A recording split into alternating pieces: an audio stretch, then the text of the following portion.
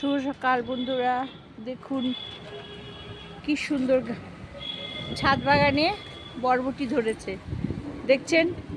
হ্যাঁ, এই বরবটিগুলো চন্দনা রান্নাঘরে এখন ভাজা হবে আলু পেঁয়াজ দিয়ে।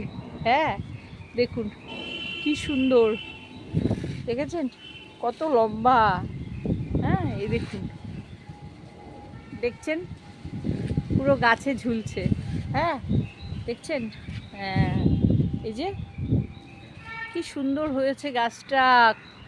একবার খাওয়া হয়ে গেছে জানেন, তারপরে এত। হ্যাঁ, দেখুন একদম শুরুর থেকে এই যে ছোট্ট গাছ, কত বরবটি ধরেছে। বিনসও হয়, এবার বিনস গাছ বুনেছিল, হয়নি।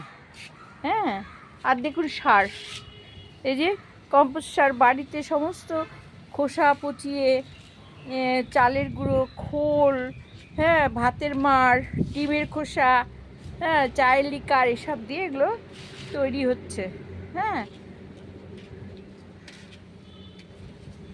সব লঙ্কা গাছ সারা বছর দেখুন, এই যে লঙ্কা, এই যে এই যে লঙ্কা, কত লঙ্কা ধরেছে দেখ, তুলে নিয়ে যাই দুটো রান্নার জন্য। আমার আর কাজ কি তুলে তুলে রান্না করার, যা পড়ে গেল। আচ্ছা, এই দেখুন গাছে, দেখেছেন ছোট্ট গাছে কত লঙ্কা ধরেছে, কত বড় বড় লঙ্কা।